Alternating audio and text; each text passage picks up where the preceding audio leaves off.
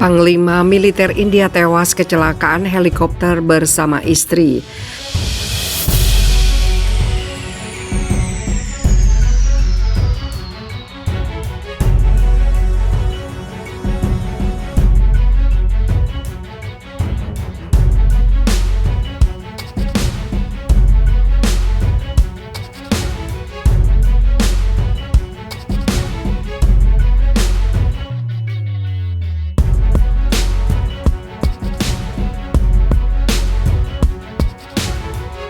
Jenderal yang merupakan Panglima Militer India bernama Jenderal Bipin Rawat tewas dalam kecelakaan helikopter di negara bagian Tamil Nadu, disampaikan otoritas Angkatan Udara India.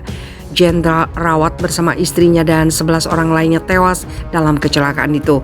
Helikopter yang membawa mereka adalah jenis Mi-17V5 yang terbang rendah hingga mengalami kecelakaan di dekat kota Connor pada Rabu pagi kemarin, dilansir BBC.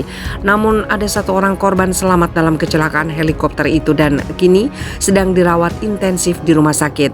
Jenderal Rawat sendiri baru berusia 63 tahun dan dilantik menjadi Panglima Militer India pada Januari 2019 silam. Tugas itu membuat dia mengkoordinasikan pasukan AD, AL, dan AU India dalam sejumlah operasi khususnya di perbatasan India di Kashmir. Sementara pihak AU India menyatakan penyelidikan sedang dilakukan atas insiden tersebut terlepas memang cuaca sedang berkabut.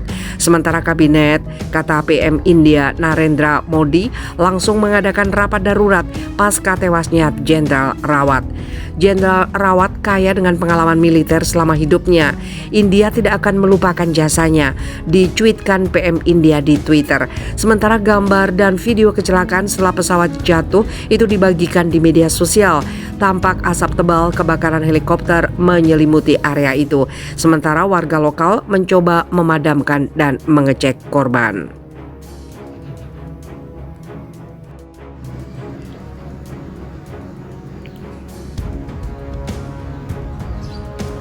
Masa Hindu garis keras tolak Muslim India sholat Jumat di tempat umum. Aksi kelompok Hindu sayap kanan yang terus melancarkan protes terhadap umat Islam yang melakukan sholat Jumat di ruang publik di Gurugram berjarak 1 jam dari ibu kota India, New Delhi, menyebabkan kemarahan dan kecemasan di kalangan minoritas. Jumat lalu, para demonstran memarkir hampir selusin truk di salah satu tempat ibadah Muslim India di sektor 37 Gurugram yang lebih dikenal dengan nama lamanya Gurgaon. Di negara bagian utara Haryana, wilayah tersebut dipimpin Partai Bharatiya Janata, pimpinan Perdana Menteri Narendra Modi. Ketika sekelompok Muslim tiba untuk sholat Jumat, tiba-tiba kerumunan pria Hindu mulai meneriakkan slogan-slogan keagamaan, termasuk Salam Tuhan Ram, mencela para jemaah dan mengatakan bahwa sholat tidak akan diizinkan. Aksi tersebut dilakukan di hadapan aparat keamanan setempat. Seperti diketahui, Gurugram merupakan rumah bagi 1,1 juta orang. Menurut sensus 2011, Gurugram adalah pusat keuangan dan teknologi di mana banyak perusahaan multinasional memiliki kantor mereka. Kurang dari 5% penduduknya beragama Islam. Gurugram dihadapkan pada persoalan kurangnya fasilitas masjid untuk ibadah umat Islam.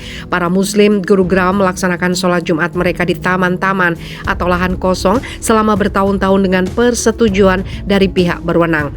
Setidaknya ada 100 tempat digunakan untuk kegiatan ibadah sholat Jumat, tetapi kegiatan ibadah sholat Jumat Muslim di Gurugram terus diprotes kelompok Hindu. Mereka bahkan telah mengganggu kegiatan sholat dalam beberapa bulan terakhir.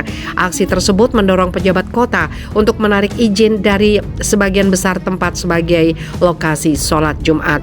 Dalam sebuah video yang menjadi viral Jumat lalu, seorang warga Hindu bernama Dinesh Bharti terlihat mengolok-olok seorang imam muslim yang diidentifikasi sebagai Shehzad Khan, mengatakan dalam bahasa Hindi, Namasnahi Hogiyahan, tidak akan ada doa di sini. Dia diseret oleh polisi dan dilaporkan ditangkap kemudian karena hasutan dan gangguan perdamaian publik. Laporan media India mengatakan Bharti telah ditangkap atas tuduhan serupa sebelumnya.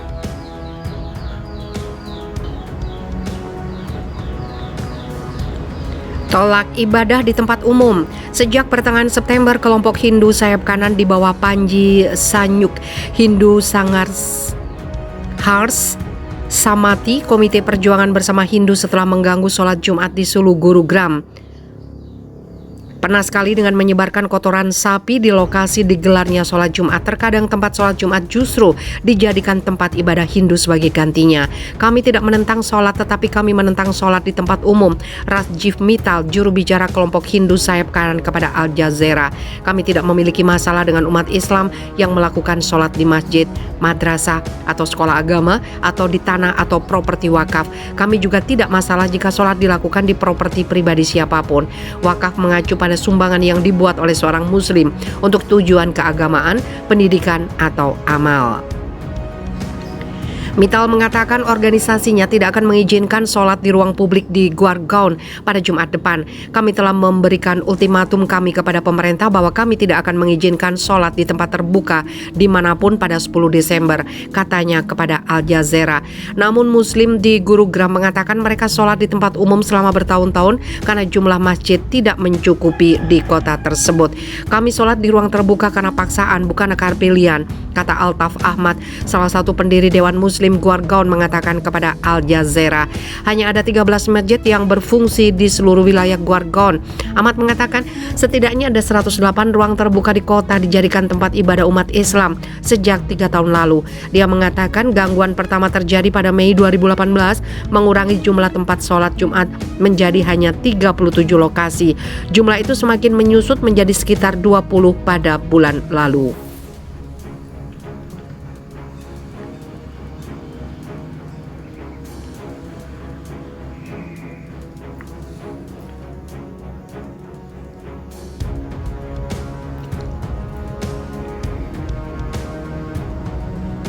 Mufti Muhammad Salim, Presiden Cabang Lokal Jamiat Ulama Ehin, sebuah organisasi terkemuka ulama Islam, mengatakan kepada Al Jazeera, 20 situs yang tersisa untuk sholat Jumat itu telah didatangi oleh anggota kelompok Hindu sayap kanan. Di sana mereka memblokir situs atau mengganggunya.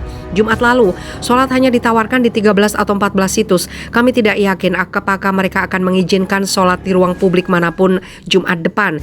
Menurut Salim, gangguan terus-menerus oleh kelompok Hindu telah menjadi penyebab keprihatinan umat Islam Gurugram. Salim mengatakan pemerintah kota harus menangani masalah ini dengan serius dan menghentikan kelompok tersebut memblokir lebih banyak situs ibadah.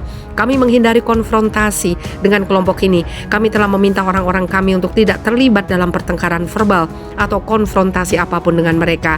Jika pemerintah menghentikan mereka sebelum mencapai tempat sholat, tidak akan ada konflik.